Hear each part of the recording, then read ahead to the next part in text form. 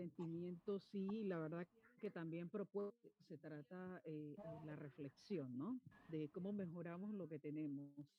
Y marco del Día Internacional de la Mujer de este 2022 para el Instituto de la Universidad de Panamá, para la consultora Yanis Orodio Asociados, para nos acompaña también en este esfuerzo Marina, en nombre de la Asociación de Sociólogos y Sociólogas egresados de la Universidad de Panamá, los compañeros de la Asociación Comunitaria Únicos y la Comparte Popular y Pensamiento Crítico, que pensamos que desde nuestra primera casa de estudios, cuya responsabilidad de hacer esa conexión, esa extensión pensable con la sociedad para la cual se deben las universidades en el mundo, en la ciudad y sobre todo en este siglo del conocimiento, es esa responsabilidad que tiene la universidad de conectarse con todos los espacios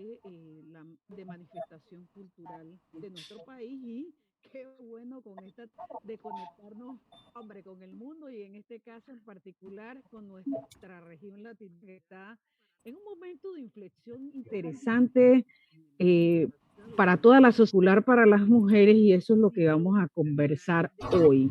Bueno, me toca estas palabras de inicio en nombre del director del IDEN, que le hubiera gustado estar con ustedes.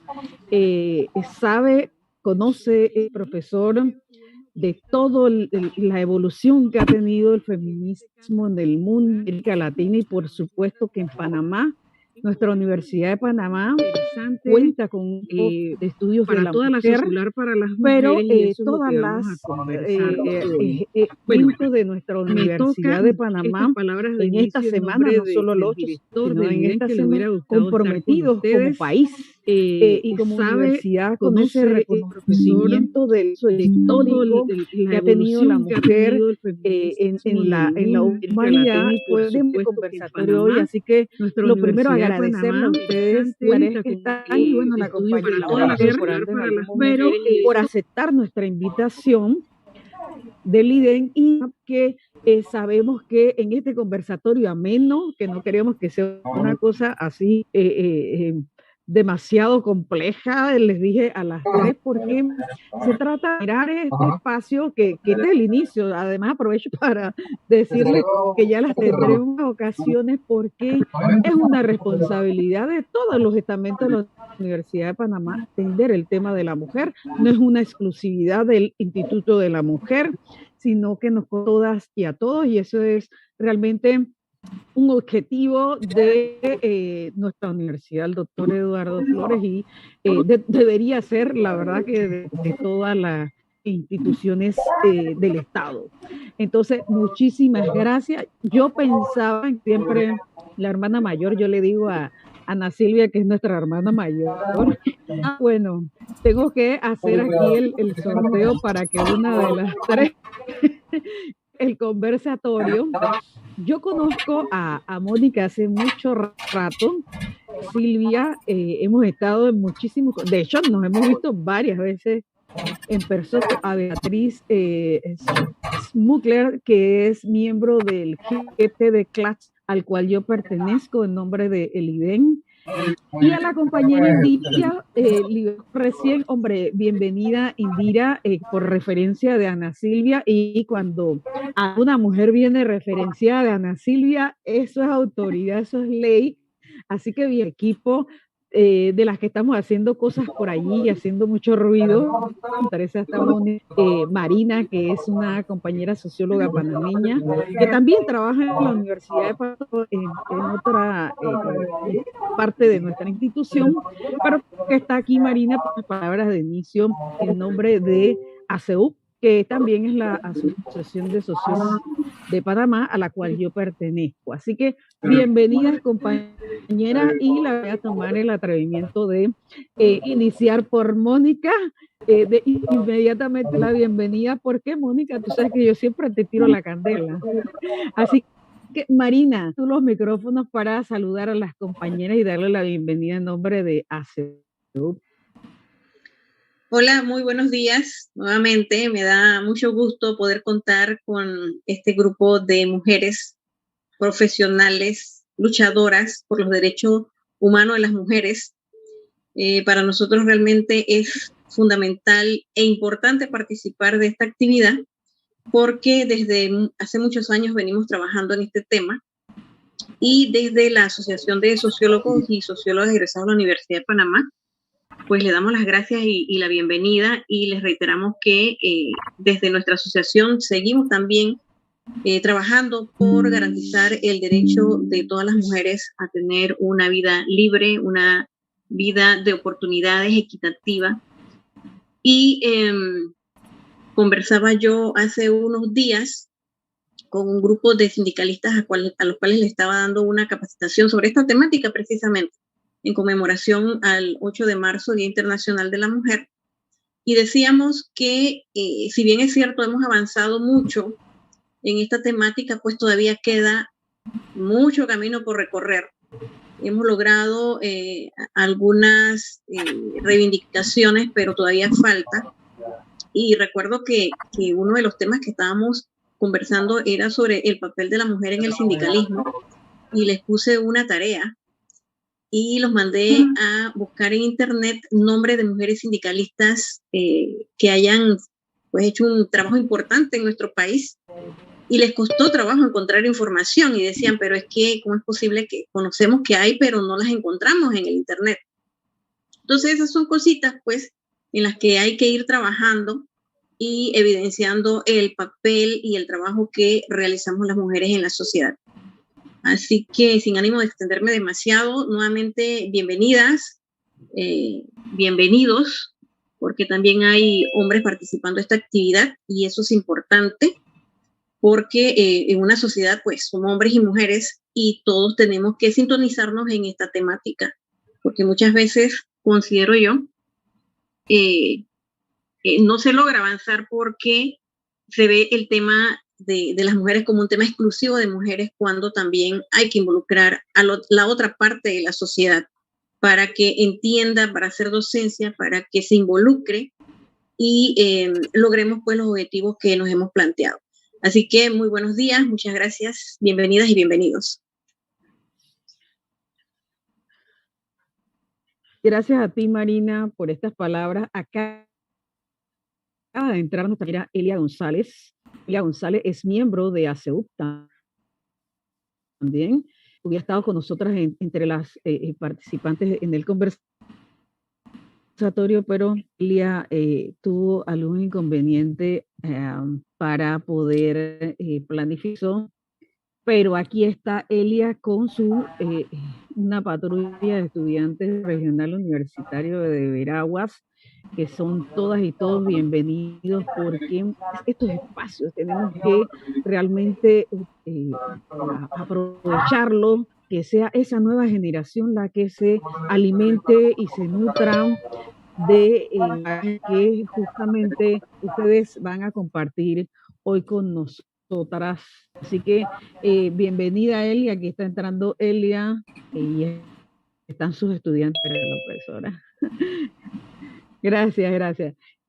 Bien, vamos a inicio, Mónica, y les platiqué a las compañeras que van a estar en este conversatorio que vamos a preguntas y todas respondemos, hombre, con la mayor diáfana, lo más diáfano posible, para que aquí y que además están conectados por el YouTube, puedan ir entendiendo y valorando el esfuerzo que se ha hecho, sobre todo en nuestra región latinoamericana, y tenemos que ir más allá, nuestro continente americano, que justamente porque se ha tomado esta fecha para conmemorar el Día Internacional de la Mujer por un hecho que es un continente, en el norte de nuestro continente, y en el caso de, por ejemplo, el 25 de noviembre, también se tomó esa fecha para el Día de la No Violencia contra la Mujer por nuestra región latinoamericana, en República Dominicana, donde asesinaron a 3 hermanas feministas, las herbales. Entonces, sí que en nuestro continente está del feminismo en el mundo, que sí que tuvimos mucha influencia en el siglo XIX de lo que estaban haciendo las mujeres en Europa, en el siglo de lo que estuvieron haciendo las mujeres, sobre todo por allá por el bloque soviético, en esa, con la revolución bolchevique, etcétera. Nosotras tenemos lo propio y lo nuestro, y ahí están las fechas que lo demuestran. Así que, sentido, Mónica, desde Chile, ¿cómo percibe en este 8 de marzo del 2022 las mujeres chilenas evolución del feminismo y de los derechos de la mujer que está en pendiente, como dice Marina? Bienvenida, Mónica. En unos 5 minutos tendrá para responder esta pregunta. 7 minutos. Bueno, buenos días, buenas tardes, dependiendo del país en el cual nos encontremos. Hay estos saltos cuánticos que damos cuando nos conectamos a través de Zoom, donde podemos estar en diversos espacios al mismo tiempo.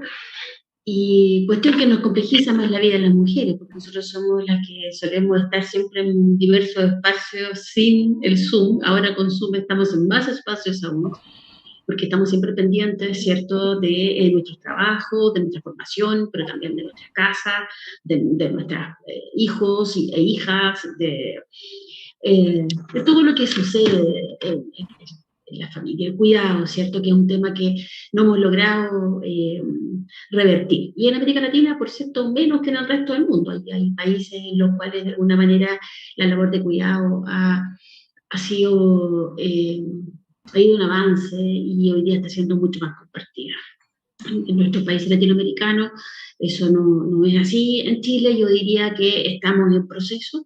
Les contaba antes de partir este seminario que estamos muy contentos. Hoy día el cambio de mando en mi país, tenemos un gobierno que asume, que se autodefine, ¿cierto? Un gobierno que está cruzado por el feminismo como un elemento central de las políticas que va a implementar, y eso nos tiene con mucha esperanza. No obstante, aquello es esperanza, no tenemos nada concreto aún, no ha sido fácil el último tiempo, entendiendo que las mujeres somos diversas.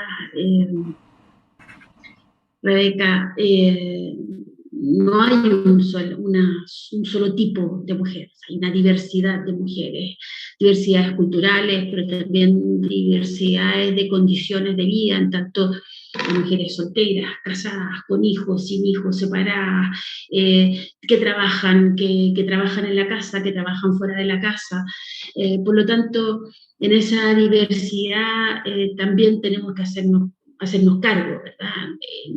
La política pública para las mujeres no es una política pública que deba ser homogénea, es decir, una política para todas las mujeres, porque no todas las mujeres vivimos de la misma manera. Desde esa perspectiva hemos tenido muy buenas noticias por parte de los ministros y ministras que hoy día asumen, y del mismo presidente que hoy día asume también, en tanto la comprensión que tienen de esta idea de lo que es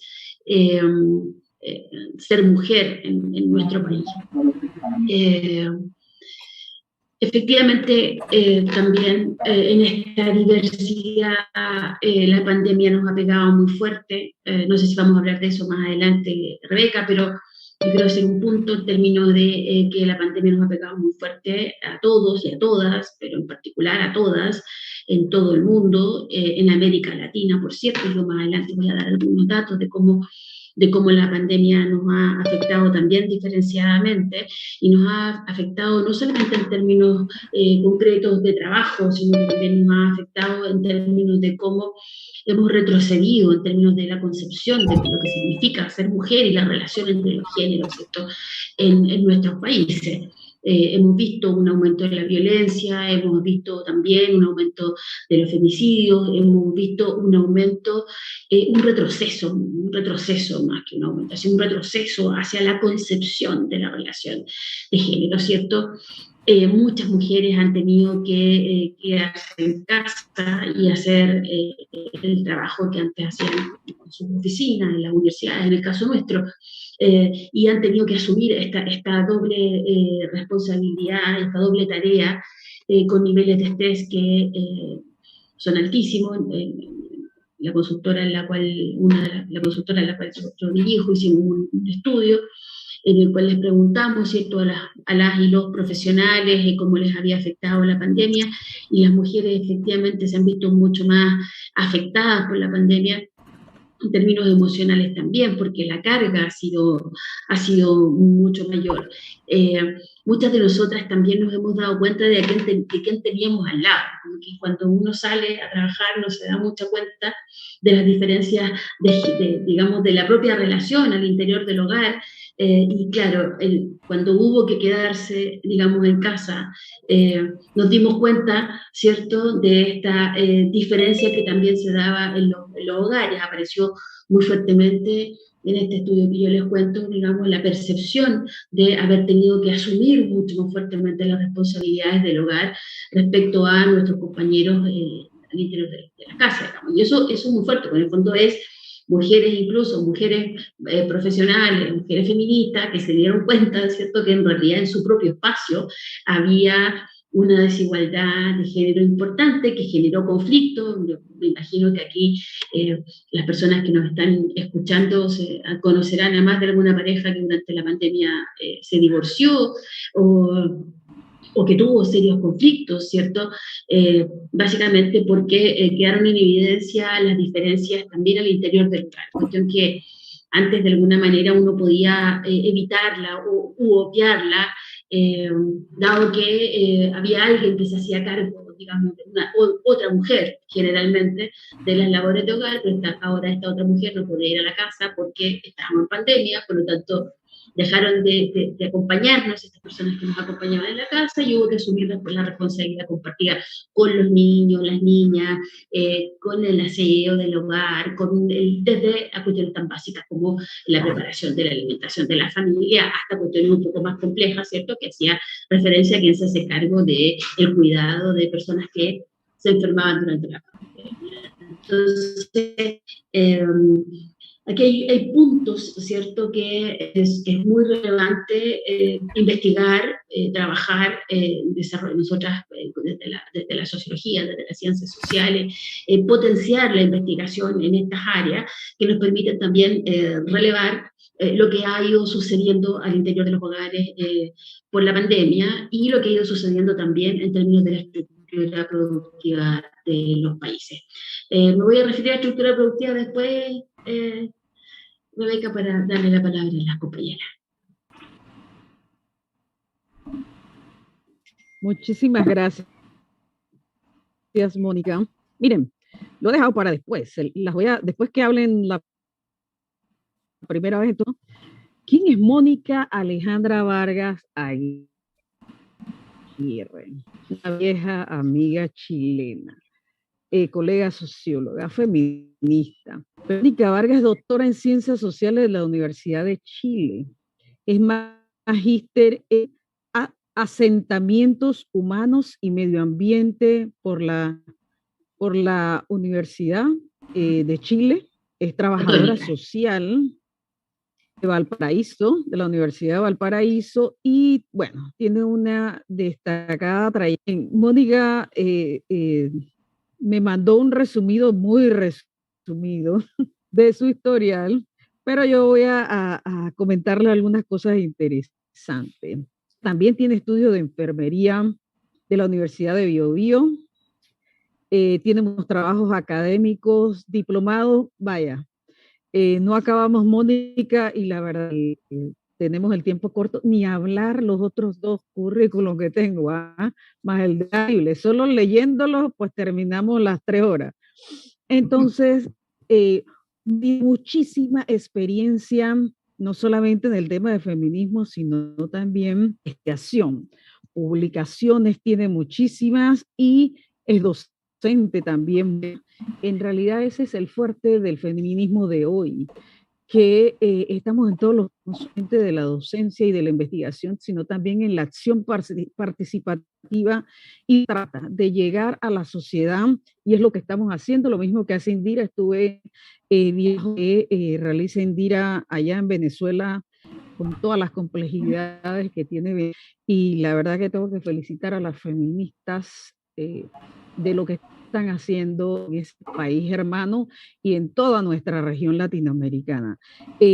Para mí, Mónica, conozco, sabes que el trabajo que estamos haciendo, que estamos llevando adelante desde los países, Mónica fue presidenta, ella no lo pone aquí, pero esa es parte de tu, fue presidenta de la Federación de Asociaciones Profesionales, los colegios de profesionales en Chile desde hace poquito.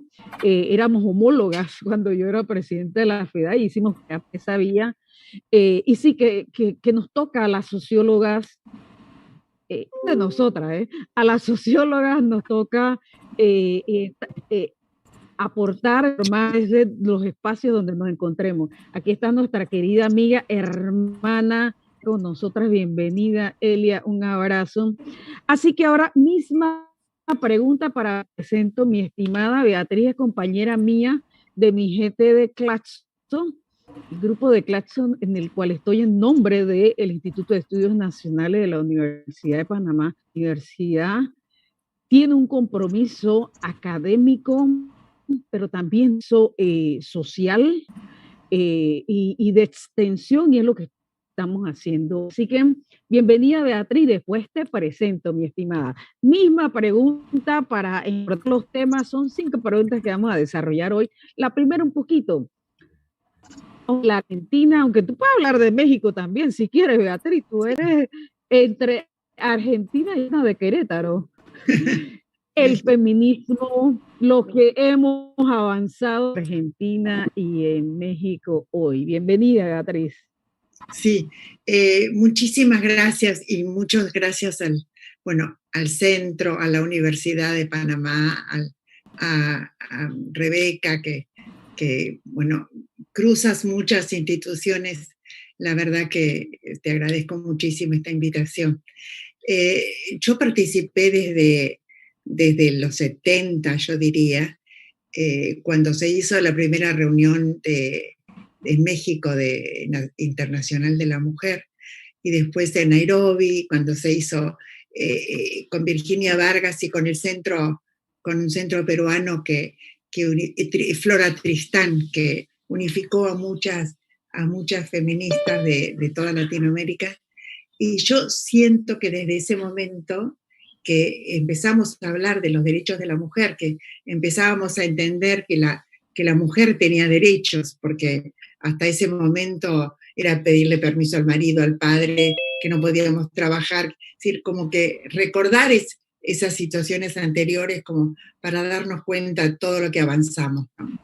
Pero el tema ahora es que yo siento que desde los avances enormes, que ya participamos en la fuerza de trabajo, que con todas las desigualdades que conocemos, yo creo que lo que nos está sucediendo a las mujeres es que todavía no podemos abandonar totalmente ese mandato de género, ese ideal de género que implica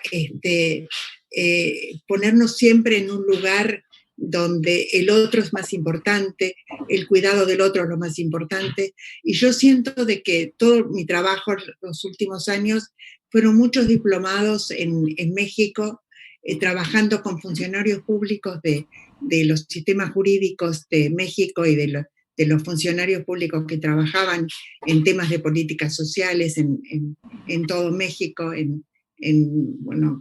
como en 14 estados mexicanos. Estuvimos trabajando con apoyo ahora, en ese momento, de Naciones Unidas, del PNUD, donde justamente a partir de esa lucha de los 70 y los 80, y obviamente de Beijing, del 95, entonces es que Naciones Unidas se involucra en las políticas latinoamericanas de género, y que pasamos de la política de mujer a la política de género. Entonces yo, los diplomados, me importa mucho que no trabajemos solamente en una concepción racional de género, sino que trabajemos mucho en en lo que avanzó el feminismo, que es la concepción profunda de cómo no nos valoramos suficientemente. A veces las mujeres nos ponemos en un lugar de subordinación y ese lugar de subordinación hace que no creamos en nuestra propia autoridad, en nuestro propio poder, y que nos dejemos de alguna manera nos pongamos en un lugar donde no defendamos suficientemente los derechos que ya las políticas públicas en toda Latinoamérica ya avanzaron. Entonces, creo que, digamos, con lo que avanzamos en cuanto a derechos, yo siento que tenemos que poner la subjetividad en el mismo lugar que los derechos, como que ya nos demos cuenta que no podemos seguir cuidando al otro y no cuidándonos a nosotros, porque un poco lo que planteaba Mónica de importante, para mí era muy importante el tema de que somos centrales en el cuidado. Nosotros u otra mujer que hemos dejado al lado cuando nos íbamos a la oficina. Pero el problema es que ahora nos estamos dando cuenta con la pandemia que todo el cuidado está arriba de nosotros y no ponemos el eje en la corresponsabilidad. Yo creo que la temática de ahora en adelante el feminismo tiene que ver mucho con la lucha por la corresponsabilidad entre hombres y mujeres de diferentes identidades genéricas. Y me parece que esta lucha por la corresponsabilidad implica un necesario trabajo de los hombres, y de los hombres no en el plano racional, sino que los hombres en su reflexión narrativa acerca de sí mismos puedan hablar de su propia violencia y de cómo su propia violencia los está dejando aislados del mundo de la familia, del compromiso afectivo y emocional con los otros. O sea que me parece que el movimiento de hombres que se está empezando a generar, me parece que ellos se nombran mucho. Yo participo en Cómplices por la Igualdad en México, y ellos nombran mucho la temática de que ellos tienen una agenda feminista, pero en realidad yo tengo mucho miedo de que a veces esa agenda feminista implica un paternalismo de parte de los hombres, donde ellos quieren dejar de ser violentos para no violentar a las mujeres.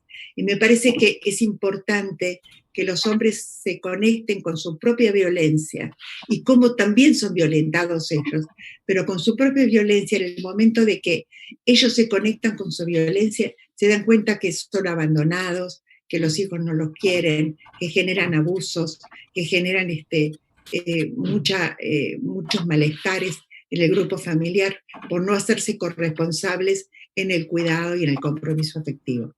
Entonces me parece que yo propondría en este momento como plan para el futuro del feminismo trabajar mucho en esta corresponsabilidad y ayudar de alguna manera, no hacernos cargo de que los hombres cambien, pero que sí que entiendan que la manera de trabajar su subjetividad es sentir el dolor de su propia violencia, de cómo la violencia los aísla, los deja aislados del grupo familiar y de los grupos de las redes sociales que van generando, como lo podemos constatar en esta guerra terrible que estamos contemporáneamente viviendo.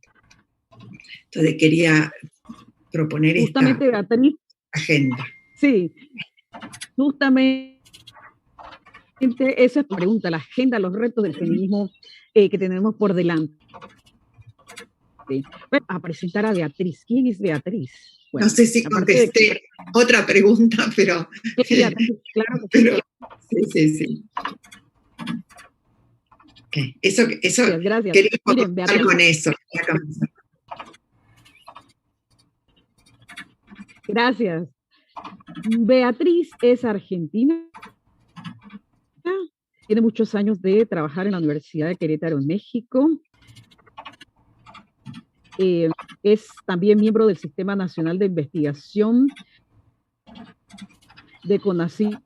Es socióloga de la Universidad de Yale de los Estados Unidos, maestría en Desarrollo Urbano y Regional. del Centro de Estudios Urbanos y Regionales, CEUR. Tiene también estudios, certificaciones de la mujer, de el Instituto Internacional, el Centro Internacional de Investigación de la Mujer, licenciatura de la Universidad Nacional de Buenos Aires en 1970, Beatriz, en el año que he nacido yo. Qué rico. Tú estabas adquiriendo la licenciatura y yo naciendo a la sociología, imagina, generaciones, qué fantástico, fantástico. Qué bueno. Eso se trata el feminismo, cómo conectamos entre generaciones distintas, además, las complejidades que ello implica, hombre, fantástico. Su tema fue de, bueno, en la universidad tiene una cantidad de investigaciones que no puedo realmente extenderme, muchísimas publicaciones, no solamente en revistas académicas indexadas, sino que también en textos de investigación y capacitación. Realmente tienen historia fantástica. Bueno, mis 52 años casi que ya tengo, Beatriz, en este bregar, y justamente el feminismo, en esta primera pregunta que te hago, en ese discurrir del feminismo en nuestra América Latina, que ya ves que Beatriz lleva todo que yo tengo de vida. Tú también tienes aportes desde del feminismo en Venezuela, que nos gustaría que nos comentaras cómo ha sido eso en la venezolana. Y bueno, tiene muchísimos diplomados, amiga Beatriz. La verdad que desde que estamos en conexión en el grupo, en el GT de Claxo, hice como una conexión contigo, pero es que no sabía por dónde era la cosa. La cosa. Así que sí que estamos conectados. Un abrazo de mente, muchísimas gracias. En nombre del bien y de todos los que estamos oratorio. Ahora vamos a tener a Indira y después presento a Indira. Indira Libertad o Indira Libertad. En eso estamos las mujeres, en esa búsqueda de nuestra libertad, Indira, y qué bueno que lo llevas en el nombre plasmado. Y nosotras todas nuestro H. Así que bienvenida, Indira. Gracias por aceptar la invitación. Tienes tú la palabra. ¿Por dónde anda la historia del feminismo en Venezuela?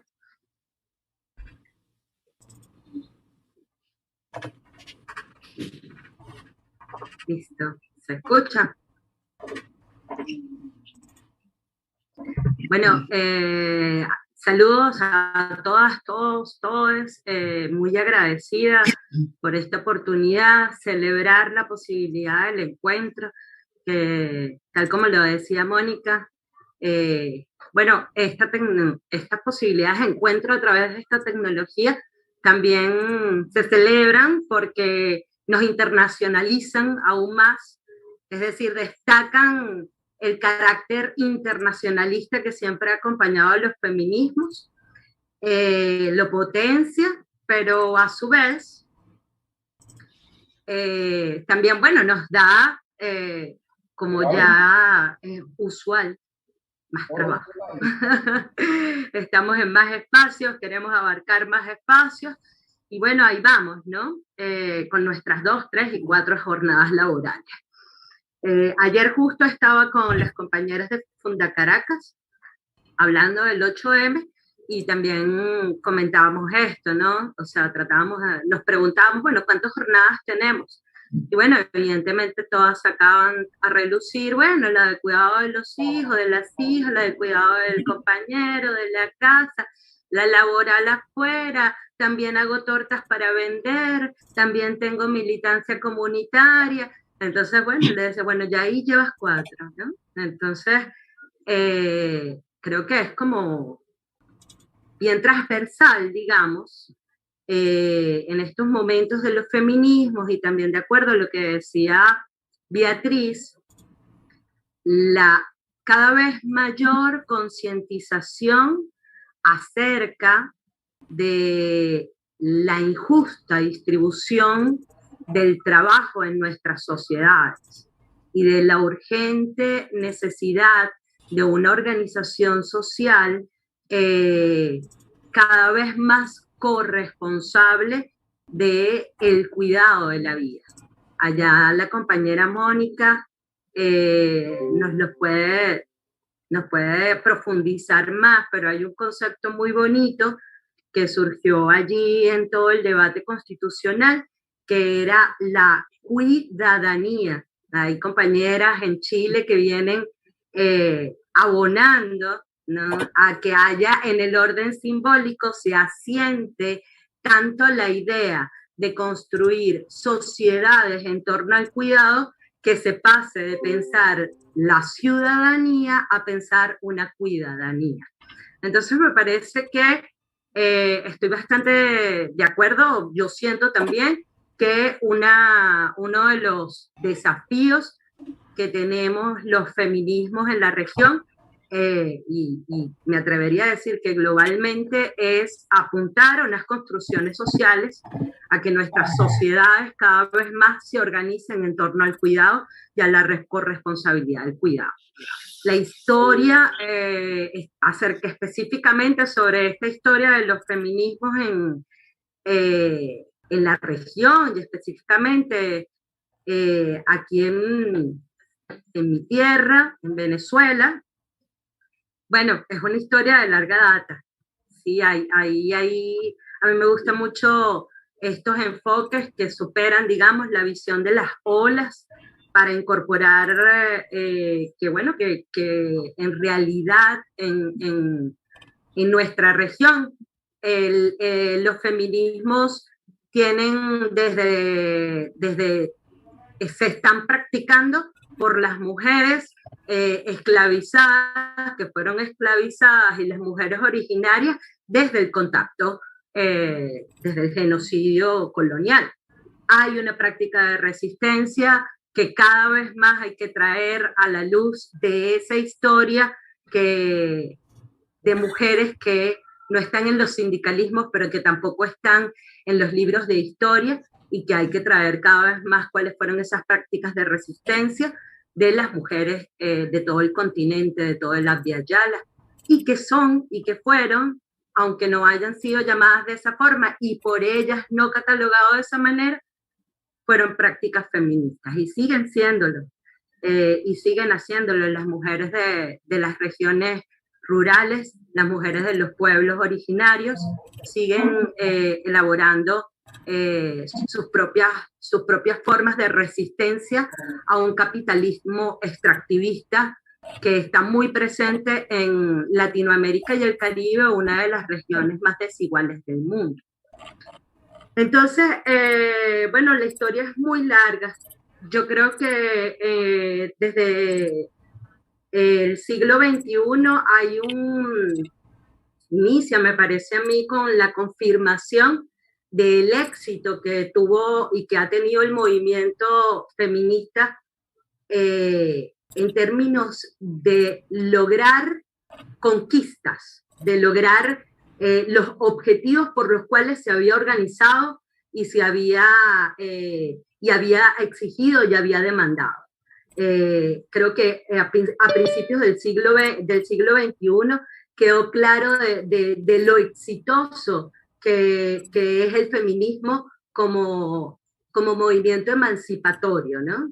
Y aquí traigo esta idea de movimiento emancipatorio que tiene mucho que ver con el nombre del GT en el cual participo, que además estoy muy agradecida de que un GT hermano, compañeras como Rebeca, compañeras como Beatriz, de GT, de grupos de trabajo, de Claxo, estén invitándonos aquí también a otros grupos de trabajo, a participantes de otros grupos de trabajo Claxo. En este caso nosotros somos Feminismos, Resistencias y Emancipación. Entonces ahí retomo lo que tiene que ver, ¿no? El carácter emancipatorio de los feminismos quedó muy en evidencia, y quedó en evidencia lo efectivo de sus estrategias, ¿no? por todos los logros alcanzados, tanto en los ámbitos legislativos, en los ámbitos de lo laboral, en los ámbitos de ampliación de derechos y cada vez de mayor profundización de derechos. Pero sigue siendo muy poco.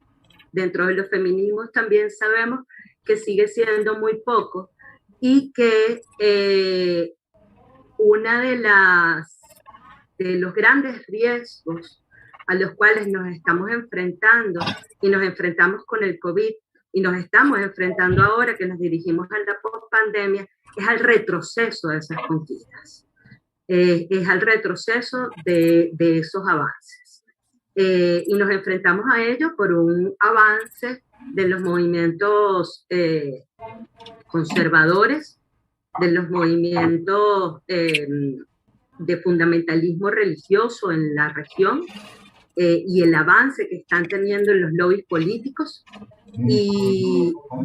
y también de las políticas neoliberales en nuestros territorios, filiadas con la política extractivista, filiadas con un capitalismo extractivista, filiadas con un patriarcado genocida, con un patriarcado asesino, con un heteropatriarcado, además, criminalizador de unas sexualidades disidentes. Y bueno, hay unos riesgos muy, muy palpables, reales en la región de retrocesos en nuestros derechos y de nuestras conquistas, pero además también en el plano de las autonomías físicas o de los pasos adelantados en la autonomía física, porque las precariedades económicas a las cuales también nos lanzó esta pandemia, las tasas de desocupación, el avance de las tasas de desocupación nos está haciendo retroceder en nuestros derechos laborales, ¿no? Entonces, bueno, yo así creo es, que Indira, pero eso un es parte de la última pregunta. Sí, más bien hice un paseo integral y bueno, creo que no sé hasta qué punto haya respondido sobre la historia, pero ahí puedo completar en cualquier otro momento. ¿No? Beatriz, debes cerrar tu micrófono. Listo. Les tengo una gracia. Voy a presentar a la compañera Indira, pero ya tenemos a Ana y nosotras, así que inmediatamente déjame que presente a Indira, Ana, y luego a una pregunta, que serán 4 porque he condensado una en 2 para no extender, tenemos programados, hasta las 11:30. A ver, Indira, bueno, comenzando que Indira es amiga de Ana Silvia. Y ahora sí, todos los que estamos aquí. Así que Indira es una colega social de Venezuela. Ella, además de que tiene libertad en su nombre, está gritando libertad por allí, es lo que me explicó Ana Silvia, y entonces dijo, queda perfecta para el conversatorio. Ella tiene muchas líneas, pero no solamente de feminismo, tiene estudios de cultura, de psicoanálisis, en la América Latina, que me pareció interesante. Por ahí vamos a conversar, Indira, de algunas otras que por supuesto transversalmente ocupan el nuestro también. Tiene experiencia en cursos y talleres diversos.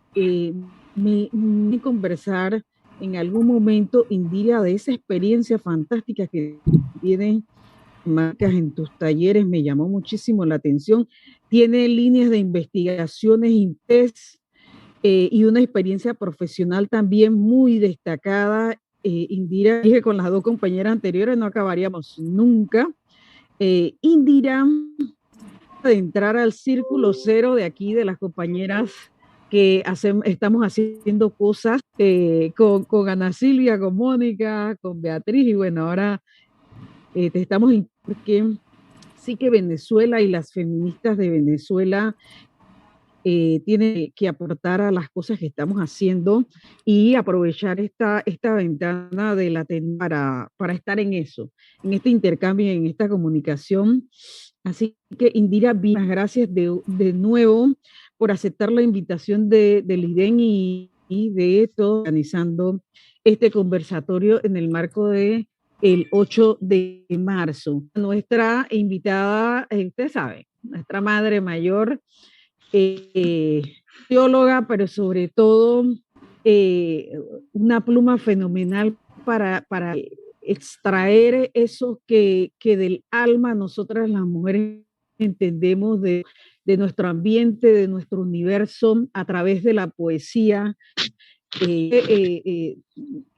No era una admiradora tan devota como lo soy desde que conocí a Ana Silvia, porque se ha conectado esa poesía conmigo en público, y ahora hasta que me las declamo para que sepas. Para mí Ana Silvia realmente es un referente de la mujer y del feminismo de nuestra región centroamericana. Usted disculpe que lo diga en tono, de nuestra región centroamericana y bueno, y de toda Latinoamérica y del mundo entero, pero que todo eres centroamericana, de nuestra Guatemala querida. Y es un gustazo, Ana Silvia, siempre estar contigo hablando, conversando, y para Liden es un gustazo y tenerte aquí hoy, Ana Silvia. Así que después te presento, Ana Silvia. Estamos un poco haciendo la primera pregunta, un pantallazo desde Guatemala. ¿Cómo ha sido este feminismo en el marco del 8 de marzo? ¿Qué ha sido el feminismo en Guatemala hasta hoy? Bienvenida, 7 minutos, Ana Silvia. Muchas gracias, Rebeca. Buenos días a todas y a todos que nos están siguiendo en esta oportunidad. Muchas gracias por la invitación. Siempre es un enorme gusto seguir la conversación, ¿verdad? Porque siempre estamos en conversación por tantos intereses comunes. Yo quiero iniciar hoy enviando un abrazo al pueblo chileno y sobre todo a nuestras compañeras, hermanas feministas chilenas. Hoy inicia otra historia. Bueno, ya tiene otros inicios, pero digamos hoy formalmente pues se abren otros caminos y esperamos que sean caminos planos, que sean seguramente muchísimos obstáculos, pero que con esa fuerza e inteligencia que tienen, pues los van a ir superando. Eso por un lado. Y luego, por supuesto, sumarme a la conmemoración del 8 de marzo, que para nosotras es tan emblemático por muchísimas razones. Luego, quisiera también plantear en esta pregunta que tú nos lanzas, pues sí, podemos decir muchísimas cuestiones sobre cómo se va entendiendo el feminismo en un país como Guatemala. Guatemala tiene todavía pretensiones de capitanía general, siempre hacemos esa broma, que lamentablemente no es tan broma porque tiene un impacto en las estructuras sociales, políticas y económicas. Y es una sociedad profundamente racista, y esa marca lamentablemente pues también atraviesa a las mujeres. La situación y condición de las mujeres en Guatemala ha estado marcada por esos 300 años de colonia, donde las mujeres indígenas fueron invadidas, violadas, sometidos sus cuerpos a la disciplina del trabajo gratuito, ¿no? Del trabajo que se hacía en las fincas, en las encomiendas, en la colonia.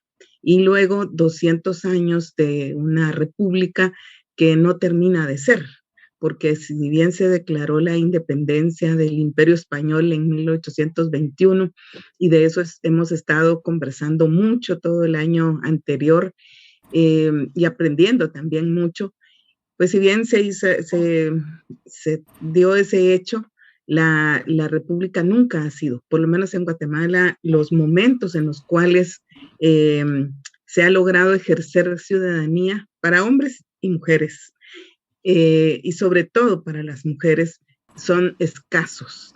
2 siglos de república que, sin embargo, han sido gobernados desde pensamientos dictatoriales, hemos tenido muy pocos gobiernos democráticos y también atravesados por la corrupción. Y esa corrupción que corroe, ¿verdad? Todas las estructuras del Estado. Pero es un poco para poner el contexto y ahí ubicar entonces la lucha de las mujeres. Y en primer lugar, ha sido necesario y seguirá siendo necesario hacer una búsqueda casi arqueológica de los nombres de las mujeres que siempre han resistido.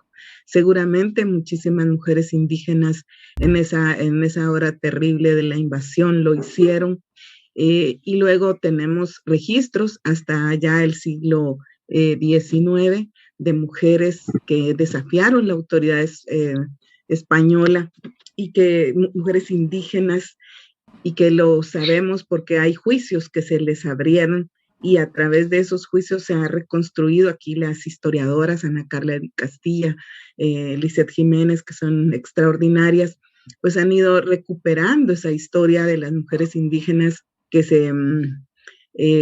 que desafiaron el poder español. Así que le reconocemos a ellas como esas primeras resistencias de las que tenemos noticia, ¿verdad? Pero que son parte de esta historia de resistencia. Y luego a una mujer que es la única que registran la historia oficial, que es Dolores Bedoya, criolla ella, pero era una mujer ilustrada ya en el siglo XIX. Y bueno, creo que todo ese siglo XIX estuvo marcado por la lucha que las mujeres también en Europa estaban haciendo por el derecho a la educación, el derecho a la ciudadanía, el derecho a la participación. Entonces, todo ese siglo también empiezan las mujeres a ser maestras. Se funda un primer periódico que se llamó El Ideal en 1891. Entonces son esos hitos que vamos recogiendo, que vamos haciendo esta historia que nos plantea que no somos nosotras las que iniciamos estas luchas, sino han sido otras que han ido abriendo caminos, ¿verdad? Y eso también es muy importante reconocerlo todo el tiempo. Si nosotras ahora podemos estar aquí, denunciar, es porque otras fueron abriendo esos caminos para nosotras. Y ya digamos, el feminismo, el movimiento de mujeres en Guatemala, creo que son como dos categorías, ¿verdad? Porque mujeres en movimiento siempre ha habido. En Guatemala, en 1925 se dio la primera huelga de mujeres trabajadoras, la primera huelga en toda la región centroamericana, mujeres que trabajaban en un beneficio de café, el dueño era alemán y bueno, ellas hacen esta huelga, son ayudadas por mujeres que en aquel tiempo trabajaban en talleres de costura y hacen estos movimientos que ahora nos parecen tan normales, ¿verdad?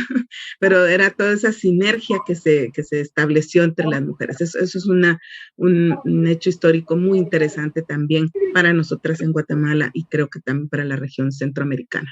Y llegamos un poco a los años 20, esos años 20 que en Centroamérica también fueron muy movidos por un pensamiento más crítico, fue la reforma de Córdoba y todos esos ecos siempre llegan de alguna u otra manera, ¿verdad? Son como polizontes que van viajando ahí en los libros, en los viajes, etcétera. Y todas estas ideas se fueron también planteando. Es el momento en el cual se gradúa la primera mujer en la universidad en 1919, en una universidad que tiene 346 años de existencia en nuestro país y que nunca ha tenido una rectora, por ejemplo.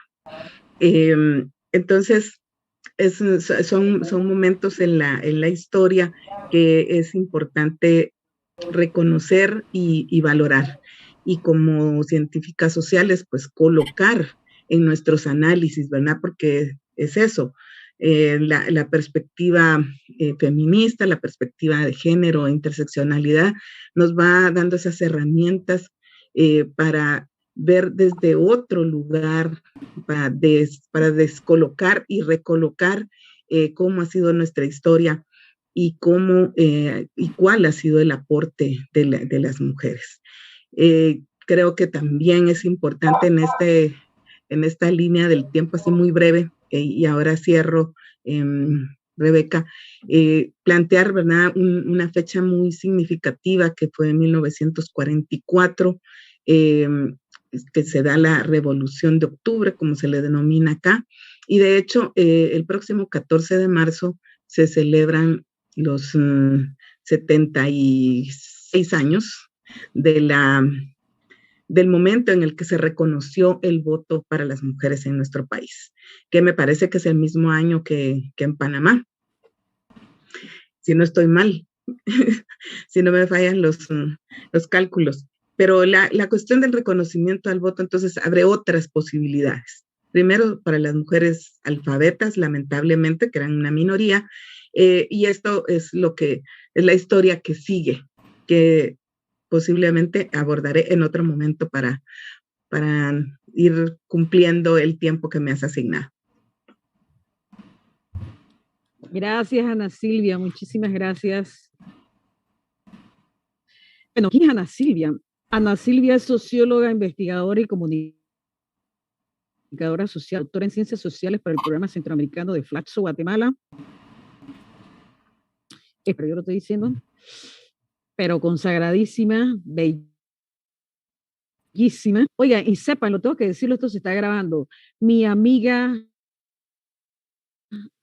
y colega Marina Ábrego también es poeta y ella, nadie lo sabe, pero aquí lo estoy declarando, Marina, que tú tienes con Ana Silvia, porque parece que tienen realmente un talento que deben combinarlo y sobre todo para el mismo. Así que ya te tiré al agua, Marina. Ana Silvia ha sido docente e investigadora de la Universidad de San Carlos en Guatemala. Está en GETES de Claxon, es ahorita la responsable de Centroamérica y de la red de asociaciones y colegios de Centroamérica y el Caribe, esa red de alas que realmente, Ana Silvia, por ahí vamos a hacer algunas cosas interesantes necesarias para el feminismo. Estuvo Ana Silvia unos años, uno de los mejores años de toda la historia de la Asociación Centroamericana de Sociología. La ACA fue en la presidencia de Ana Silvia. Esperemos que todas esas cosas que construiste, que no la destruya. No voy a mencionar aquella fuerza terrible que lucha en contra del avance de nosotras las mujeres y que anda por todas partes, bueno, que no de vacas, porque ese trabajo que hiciste tú allí, Ana Silvia, hay que mantenerlo, hay que sostenerlo para nuestra región centroamericana. Es más, aspiramos a que cambie a la presidencia de ACAS porque todavía tenemos tareas pendientes por allí, por esa instancia, ¿no? Y bueno, Ana Silvia tiene una hoja de vida de 12 páginas, es imposible que yo, igual que el resto de las compañeras, me mandan 15 páginas, imagínense. No, sepan que las mujeres estamos haciendo, construyéndonos todo el tiempo, todos los días. Yo las admiro muchísimo, y gracias con nosotros. Al final nos va a decir un poema, ya te tiré al agua, Ana Silvia, ese lindo que escribiste para el 8 del 2022, sería bueno cerrar con él. Y contigo, mi hermana Mónica, vamos a juntar 3 preguntas en una sola y dejamos para el final los retos, ¿vale? Porque tenemos el tiempo. Las 3 preguntas eran sencillas, pero se pueden concatenar en una sola respuesta. El papel frente al feminismo de hoy era una pregunta que la podemos ¿cómo están los temas de la violencia, más allá de las legislaciones, no es la violencia institucional? Y cómo la siguiente pregunta era, y todas estas 3 van juntas, como la academia, el tema de la violencia, y la necesidad de la mujer, más allá de las legislaciones, lo podemos revisar hoy desde nuestras realidades. Mónica, empiezo con... Gracias. Bueno, contarle a la audiencia que en realidad estas preguntas no las teníamos preparadas, así que son así muy... es un diálogo real y profundo aquí entre las compañeras. Yo quería partir, Rebeca, esta segunda parte reconociendo a Hipatia de Alejandría, a Olimpia Cocaes, a Mary Wollstonecraft, a Flora Tristán, a Rosa de Luxemburgo, Alexandra Constantay, y también a mujeres chilenas como Elena Cafarena, Eloísa Díaz, Micaela Cáceres, a Olga Poblete, a la Marta Vergara. ¿Y por qué? Porque no hay futuro sin reconocer el pasado. Como sabemos, en nuestros países una de las cosas que se ha hecho es la negación de nuestro pasado, y eso nos ha traído muchas consecuencias, en particular en Chile. Entonces, el reconocimiento de esas mujeres es muy relevante, porque, como muy bien planteaban acá Indira, Beatriz y Ana Silvia, esto no partió acá, esto tiene una larga trayectoria, y por lo tanto también de esa trayectoria depende el futuro del feminismo en Chile, en América Latina y en el mundo en general. Y desde esa perspectiva, contarles, digamos, ¿cierto?, que todos estos procesos que han sido cruzados por la historia de los países, en particular en Chile, por la dictadura militar y por la recuperación de la democracia, donde las élites se instalan muy fuertemente, digamos, en los gobiernos hasta hoy.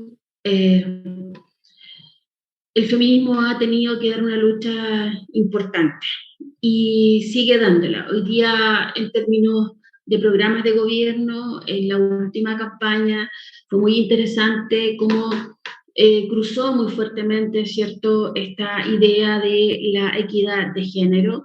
Yo te diría en casi todos los programas, bueno, exceptuando el programa de derecha, el resto de los programas de gobierno que se presentaron en las primarias, luego a la primera vuelta y luego en la segunda vuelta, en particular el programa de Boric y de los candidatos progresistas, digamos, Jana Proboste, tenían un fuerte sello, digamos, de equidad de género. Sin embargo, las violencias institucionales siguen sucediendo. Quiero hacer una diferencia entre cuánto hemos avanzado discursivamente y cuánto hemos avanzado prácticamente, si tú quieres. Yo creo que eso es muy importante, hacer esa diferenciación. Discursivamente hemos avanzado muchísimo. Discursivamente, efectivamente, se ha puesto el tema de género, en particular en Chile. Ustedes saben, nosotras hicimos la gran marcha feminista, dimos inicio a un movimiento feminista acá en nuestro país, que cruzó las tesis, por ejemplo, cruzaron fronteras, incluso fronteras latinoamericanas, y teníamos, digamos, a las tesis denunciando, ¿cierto?, el patriarcado en el mundo entero por medio de esta performance, que era la performance de las tesis, que de alguna manera logró resumir en un cántico colectivo lo que estábamos viviendo y lo que seguimos viviendo. Entonces, y ahí está el mundo simbólico, el mundo discursivo, ¿cierto?, el mundo en el cual efectivamente hay una suerte de reconocimiento de la equidad de género. Y yo diría que hay otro mundo, que es un mundo como en paralelo, que es el mundo de la práctica, que es el mundo de la práctica patriarcal arraigadísima en hombres y en mujeres. Como muy bien decía Beatriz, aquí hay una responsabilidad compartida. En hombres y en mujeres hay una práctica patriarcal muy arraigada que sigue generando violencias institucionales. Y aquí yo quiero poner un punto que es súper políticamente incorrecto cada vez que lo planteo, digamos, que hace referencia a el patriarcado incorporado en las compañeras, que discursivamente son muy feministas, pero que en la práctica, por ejemplo, no sé, en las últimas elecciones de constituyentes hubo feministas que vetaron a otras feministas porque no eran lo suficientemente feministas. Y eso es práctica. Eso es una práctica, es algo que se da en un proceso y con el cual tenemos que trabajar. Y, por cierto, también tenemos que trabajar con los compañeros, ¿cierto? Los hombres que se involucran en estos procesos, como mencionaba Indira, pero y Beatriz también, y tengo la impresión que Ana Silvia algo dijo, con estos compañeros que se incorporan también a esta lucha, pero que de alguna manera también se incorporan desde sus propias preconcepciones. Entonces, el trabajo que aún nos queda es que a los conversatorios feministas asistan todos. Ojalá los más conservadores, ojalá obligar a todos nuestros estudiantes que hicieron una nota del curso, de todos los cursos que dictemos, hasta el de metodología de investigación, ¿cierto? Asistir, nosotros plantear estos temas en nuestras aulas. Yo dicto algunas clases en la Universidad Católica, por ejemplo, en un diplomado de participación ciudadana, donde transversalmente incorporo el tema de las inequidades, porque es la única manera que tenemos, ¿cierto?, de incorporar también a estas nuevas generaciones a este debate. Porque la pandemia, yo quiero volver a la pandemia porque el retroceso en la pandemia también en términos prácticos fue muy fuerte. Entonces, y tenemos que evidenciarlo, tenemos que ponerlo digamos, en frente. En Chile, en particular, nosotras avanzamos muchísimo el año pasado, el 2019, el 2020, el 2021, después de el Mayo Feminista. Nosotras, como digo nosotras porque yo soy parte de la red de investigadoras, que somos Mujeres en Ciencia, logramos en conjunto con una senadora, que es la senadora Jimena Órdenes, una senadora muy comprometida con el trabajo de las mujeres en ciencia, una ley que es una ley que sanciona algo que no está sancionado en ninguna otra legislación en nuestro país, que ya por fin sí lo está ahora en Chile, que es el acoso, la discriminación y la violencia de género en las universidades. Entonces tenemos una ley en la cual ya no es tan fácil discriminar a una mujer solo por ser mujer. Ustedes saben, las investigaciones que se han hecho hablan de que al igual currículum se eligen los currículums de los hombres, y al igual que lo que decía Ana Silvia Monzón, la Universidad de Chile, que es la principal universidad de nuestro país, no ha tenido nunca una rectora. Y solamente hace el año 2019, si es que no me equivoco, una integrante de la red de investigadora logra ser la primera rectora electa de una universidad pública en mi país, hace muy poquito tiempo, digamos. Entonces, por una parte avanzamos en términos de legislación, logramos pasar esta ley, que es la ley digamos, que sanciona el acoso, la discriminación y la violencia de género en la academia, pero por otra parte, en términos prácticos, seguimos, ¿cierto?, a pie forzado con esta idea de la elección de rectoras o con las elecciones de autoridades. En la mayoría de las universidades, las mujeres entran más a la universidad en Chile, se titulan más en la universidad, ahora están haciendo más posgrado, pero cuando vemos las planas mayores de las universidades, la mayoría de ellas son hombres. Y las mujeres somos relegadas. Hay un estudio, y los invito a revisar, lo que está en la página del Ministerio de Ciencia, que es el Ministerio de Ciencia del gobierno anterior, por lo tanto, bueno, bastante conservador. Sin embargo, los resultados de ese estudio arrojan que las mujeres en las universidades tenemos la tendencia a ser puestas, no es que nosotras queramos, sino que no nos queda otra, digamos, en espacios administrativos más que en espacios de dirección, ¿cierto? Entonces, somos más coordinadoras académicas que directoras de escuelas, por ejemplo. Somos más secretarias académicas o vicerrectoras que rectoras. Entonces, como también hay un elemento que está en el plano de la práctica, donde todavía no logramos avanzar.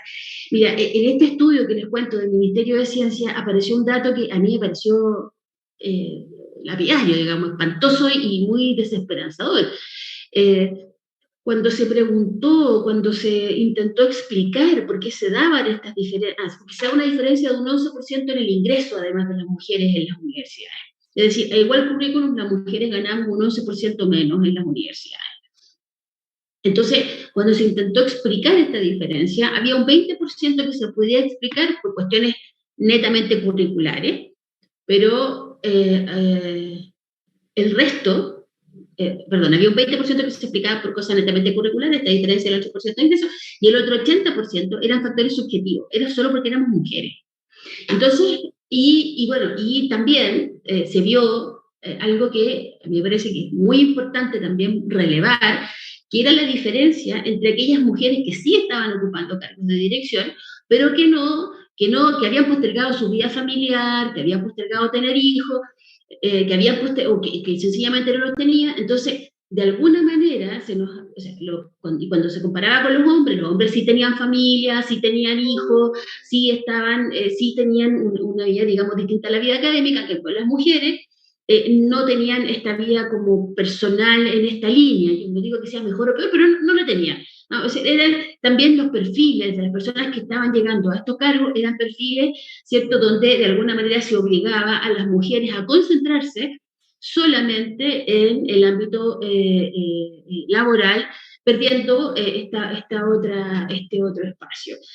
Como te contaba, hay avances, por cierto que hay avances. Este nuevo gobierno en su programa plantea, ¿cierto?, la idea de la transversalidad del enfoque de género, que no puede asumir algunas responsabilidades. Entonces, yo creo que ese punto es un punto que también nosotras tenemos que relevar. ¿Ya? Nosotros siempre hablamos, como digo nosotras, las mujeres en las universidades, hablamos que queremos que algún día la foto de los rectores, del Consejo de Rectores, que el Consejo de Rectores que incorpora a todas las universidades de nuestro país, deje de ser un consejo donde hay ninguna, ahora 1, 2, 3 mujeres, a que sea un consejo de rectores paritario, es decir, que logremos que las universidades efectivamente se elijan rectoras o rectores por sus capacidades, más allá del género al cual pertenecen. Bueno, yo ya se los planteé, ¿cierto?, el tema de las matrículas en el pregrado.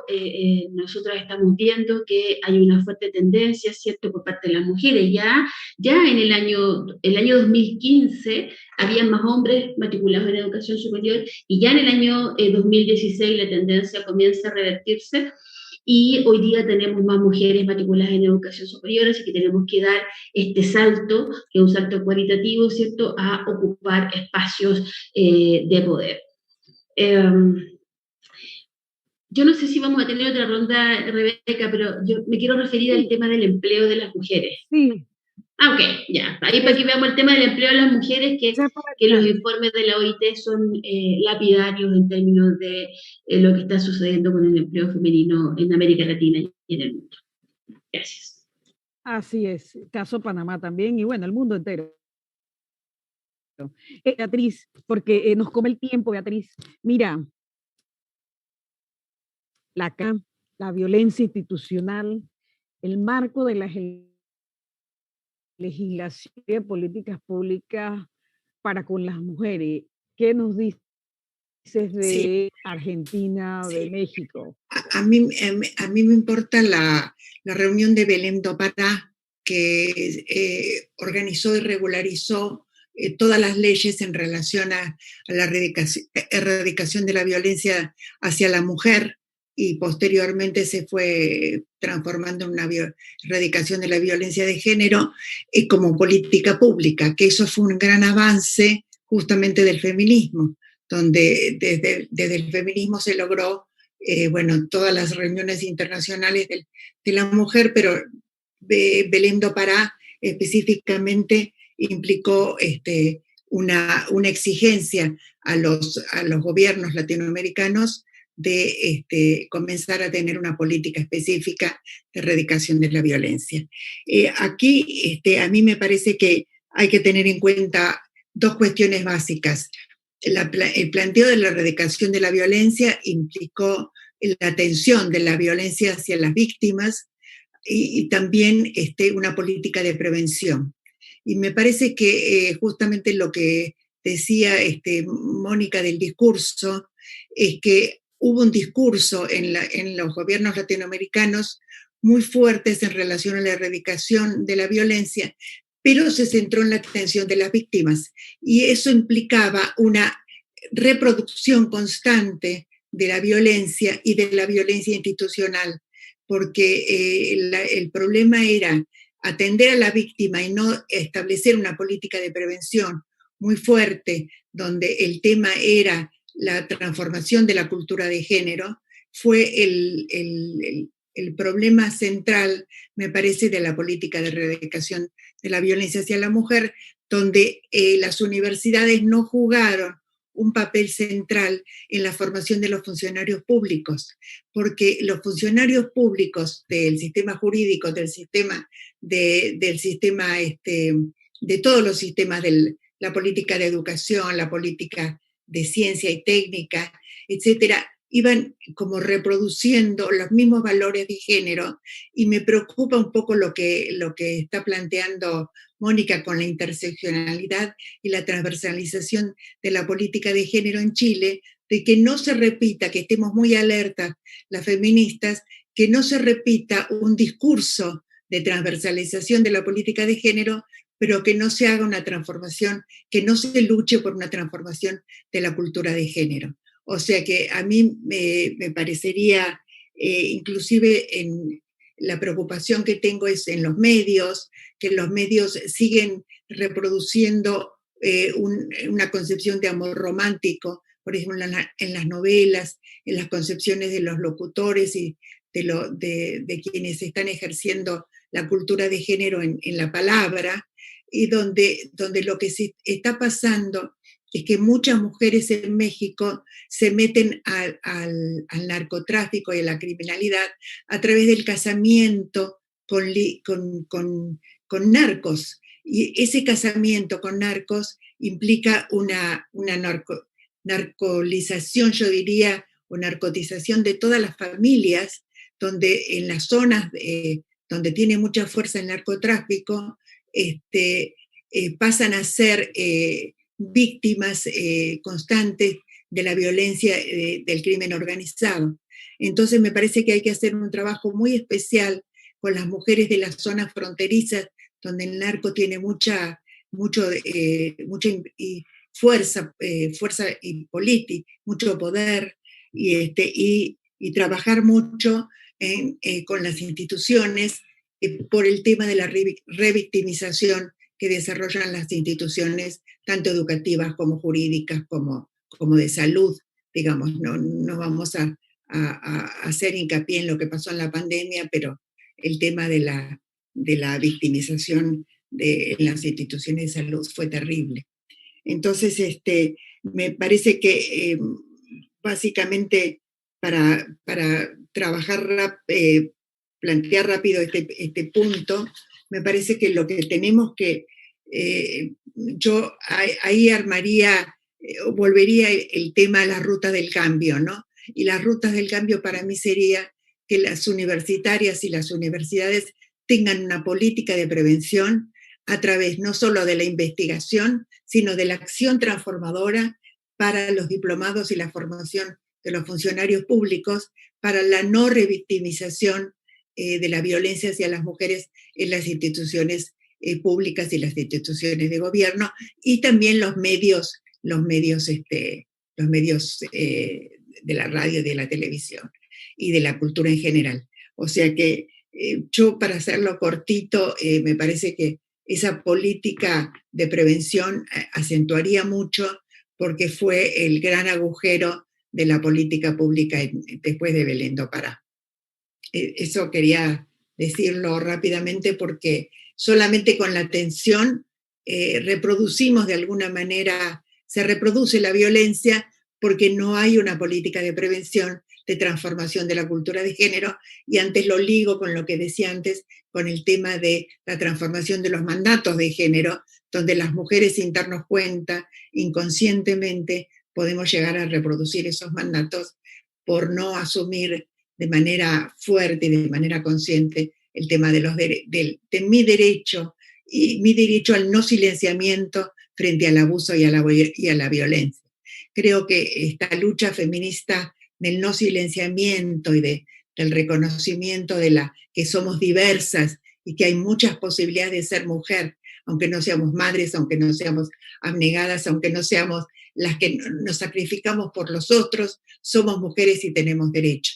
Y además el sacrificio por los otros tiene que ser un sacrificio corresponsable, de hombres y mujeres de todas las identidades, como lo planteaba antes. O sea, que trato de hablar muy rapidito, pero esa sería mi propuesta para las universidades públicas y privadas, por supuesto.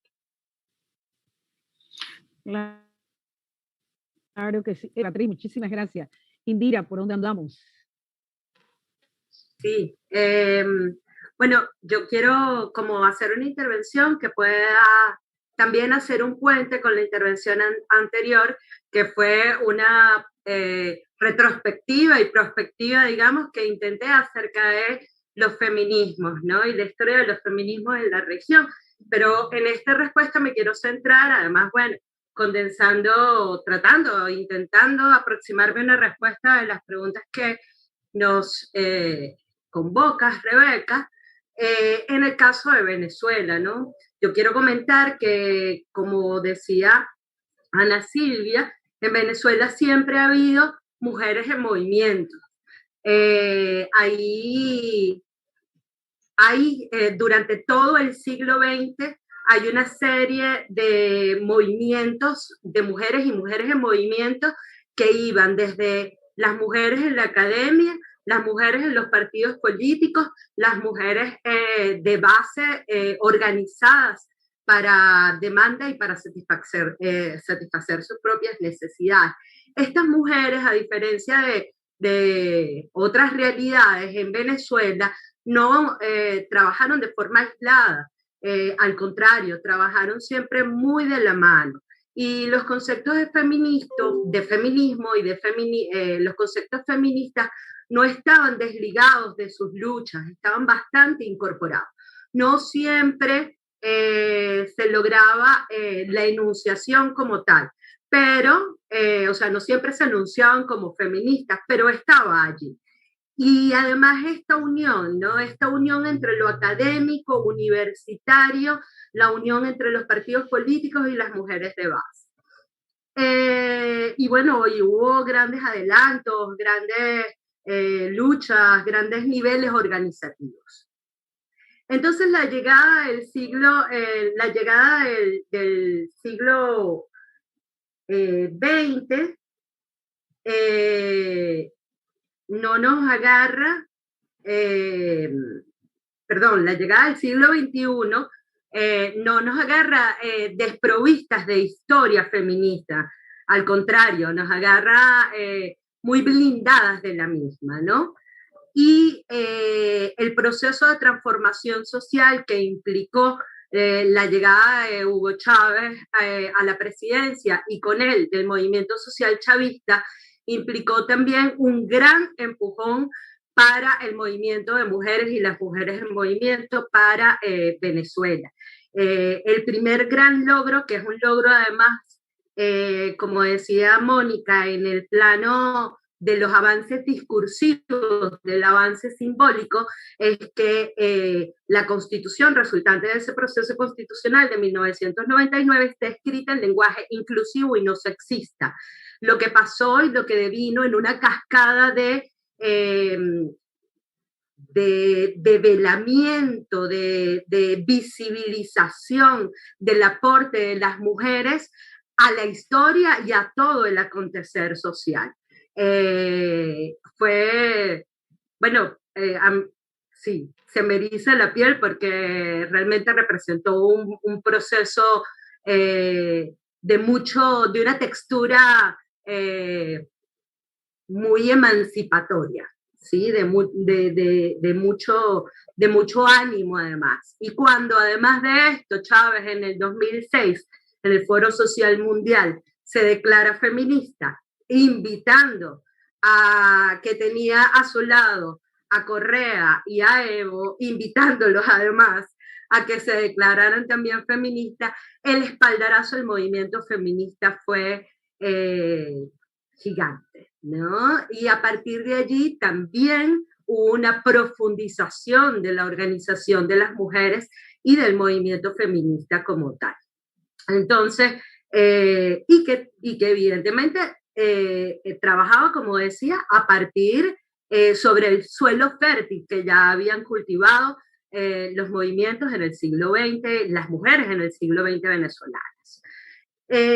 Avances en materia, los avances legislativos, los avances en políticas públicas son múltiples y palpables.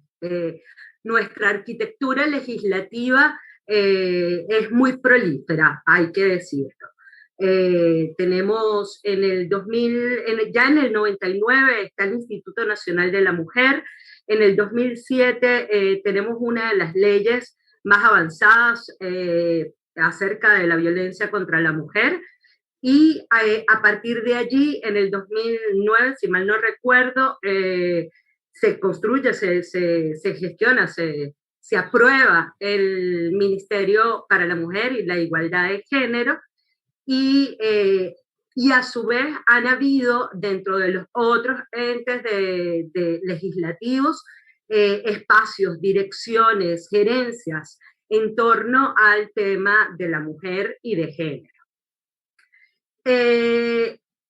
Sin embargo, bueno, habría que profundizar y hay que profundizar en términos de esto que trae Mónica, que lo valoro mucho que lo ponga en la mesa, sobre la distancia que puede haber dentro de los avances en materia y en política, los avances en lo legislativo y los avances en la textura, en la práctica cotidiana de esas libertades, de esos derechos y de esa ciudadanía, de la conquista de eso, ¿no?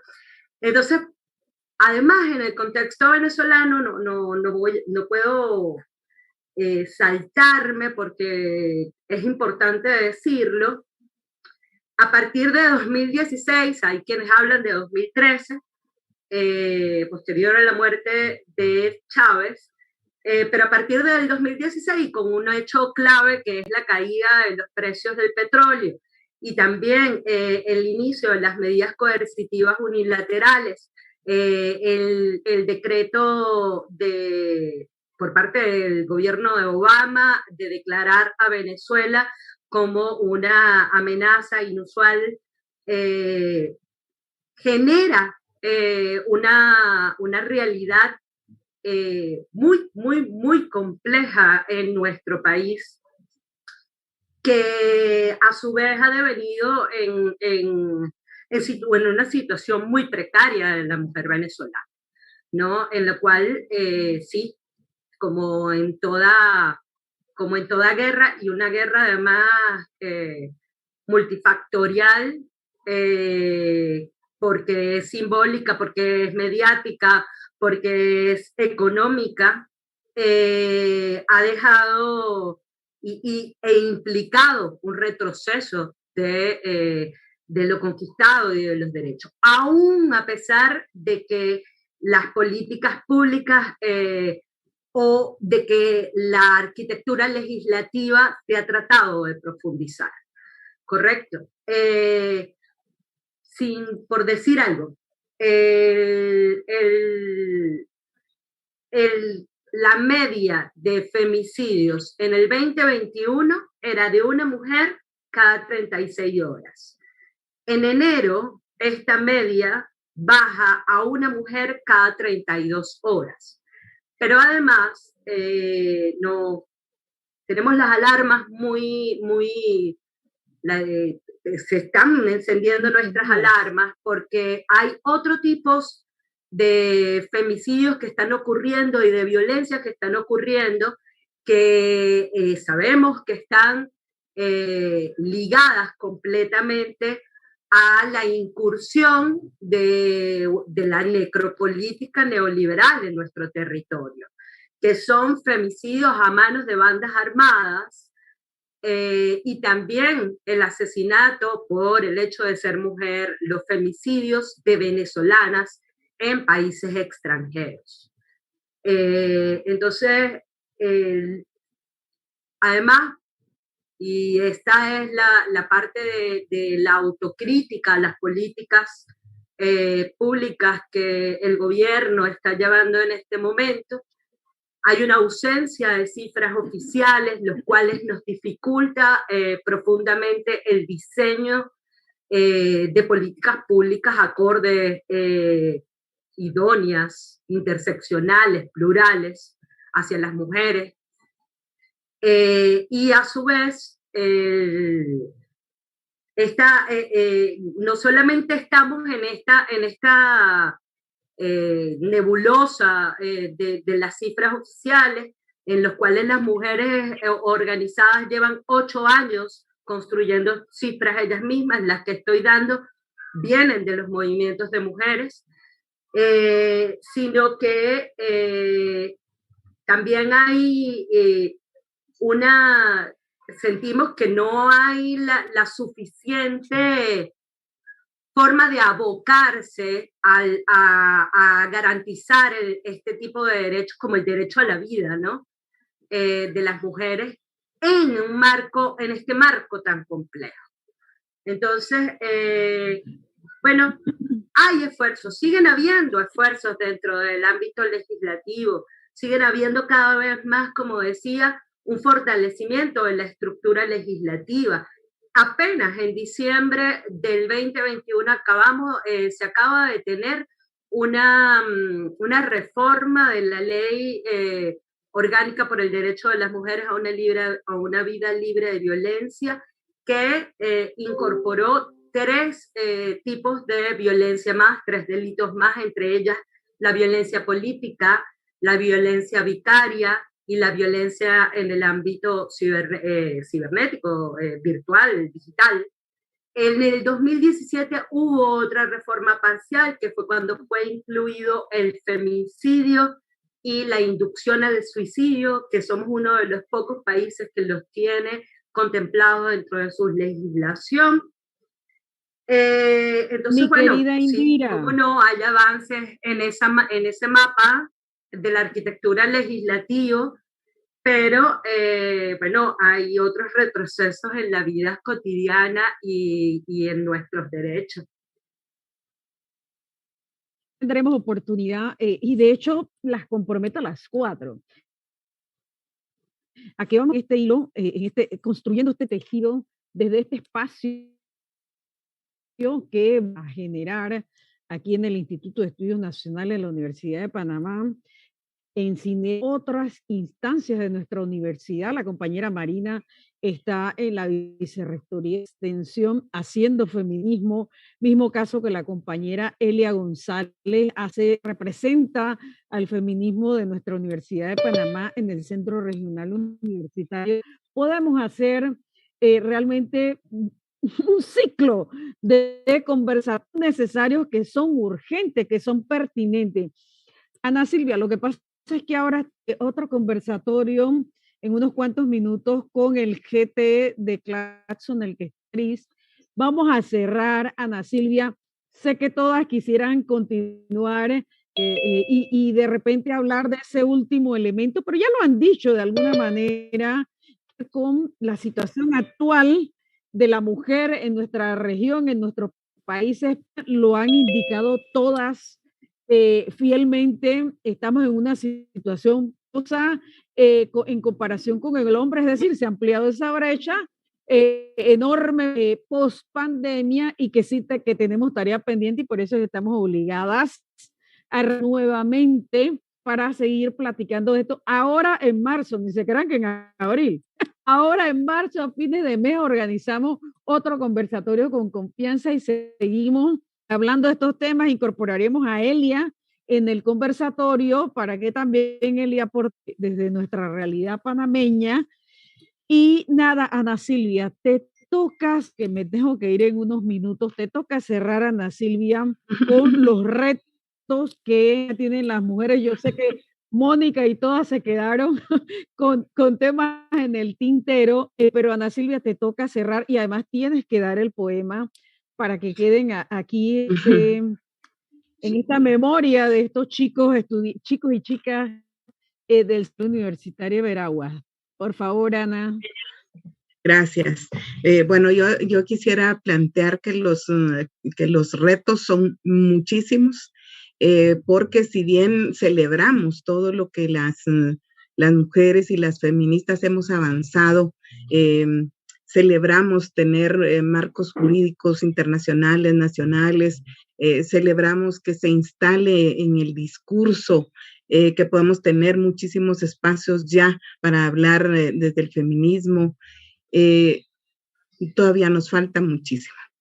En Guatemala, esta semana, el día 8 de marzo por la noche, los diputados del Congreso de mi país aprobaron una ley regresiva, una ley que fue una bofetada para nosotras, porque además no solamente se estaba conmemorando el 8 de marzo, sino los 5 años de la tragedia del Hogar Seguro, que solo para quienes no conozcan, en el 2017, un 8 de marzo, fueron calcinadas 41 niñas.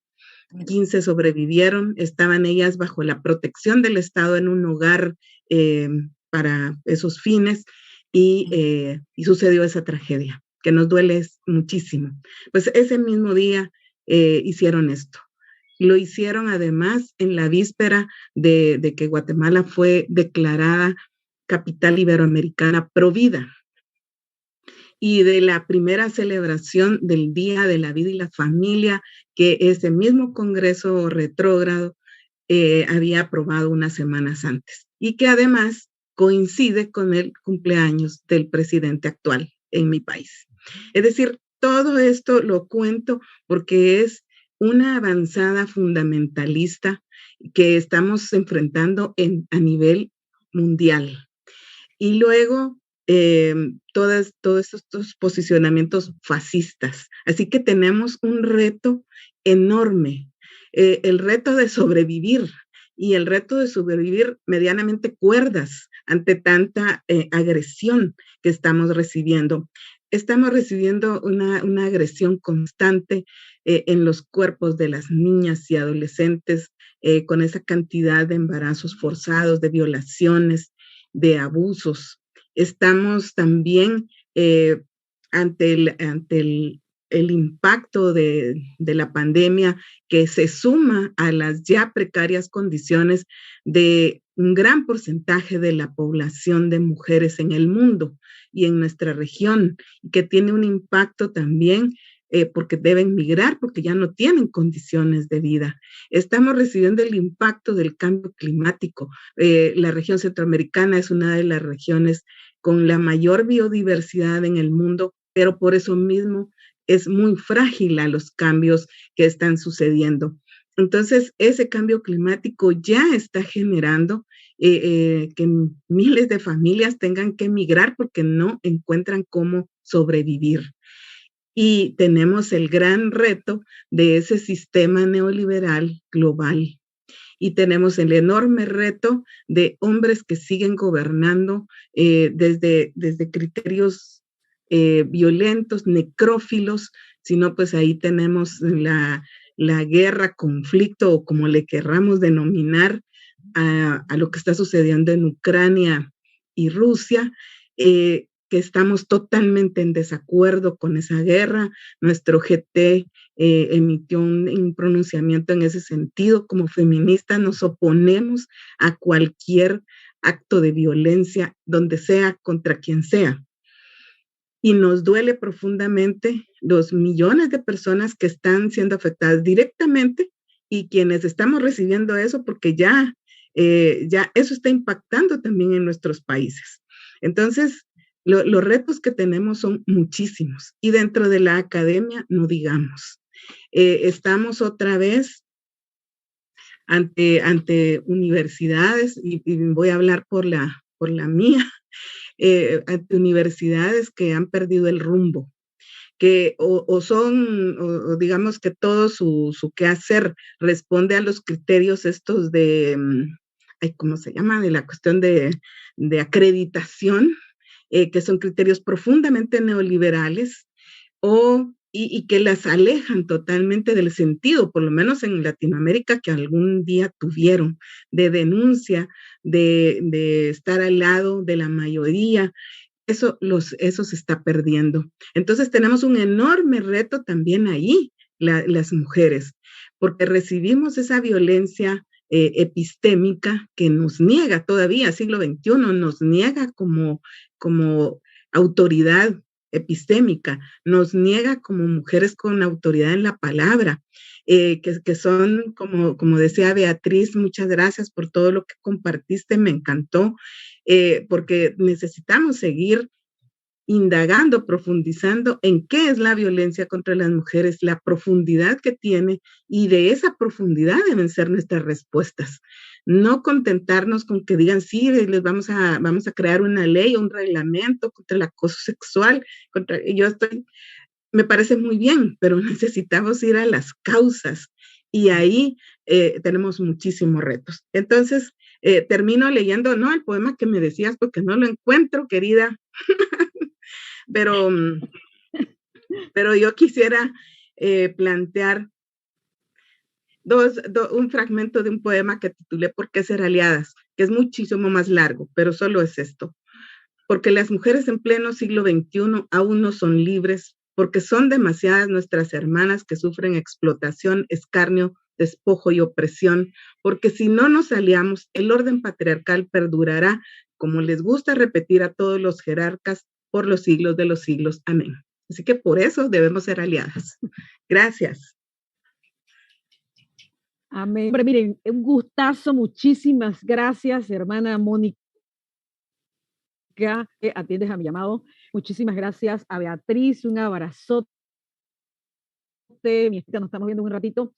Gracias, Indira Libertad, por estar aquí con nosotras. Otras invitaciones a nuestra madre mayor, Ana Silvia, por estar en nombre del Instituto de Estudios Nacionales de la Universidad de Panamá, en nombre de Consultorio y Asociados, en nombre de la Asociación de Sociólogos y Sociólogas Egresados de Panamá, ASEUP, de la Asociación Comunitaria una compañía de arte popular y pensamiento crítico, a la cual yo también represento. Muchísimas gracias en nombre del director del Instituto de Estudios Nacional, el profesor Aristides Gómez. Muchísimas gracias de Virginia Mariscal, nueva administrativa, Yadira Aguilar, que es nuestra coordinadora de programas de extensión, con la que vamos a estar haciendo sinergias, compañeras, prepárense.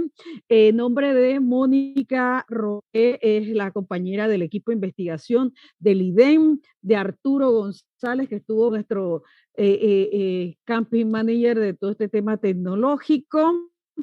Por supuesto, mi hermana Marina Abrego, que está aquí en nombre de ASEU y también de UNED, y con todos los sombreros como feminista, a Elia González, nuestra compañía, y también del Centro Regional Universitario de Veraguas. Muchísimas gracias a todas y todos los que estuvieron aquí presentes. Tengamos buenos días y nos estamos viendo antes de que acabe el mes de marzo, recuérdenlo, hagan agenda. Un abrazote para todas y todos. Muchísimas gracias a todas. Gracias en nombre de IDEM. Muchas gracias. Gracias, un abrazo, que estén bien. Que estén muy bien. Un abrazo. Buenas tardes.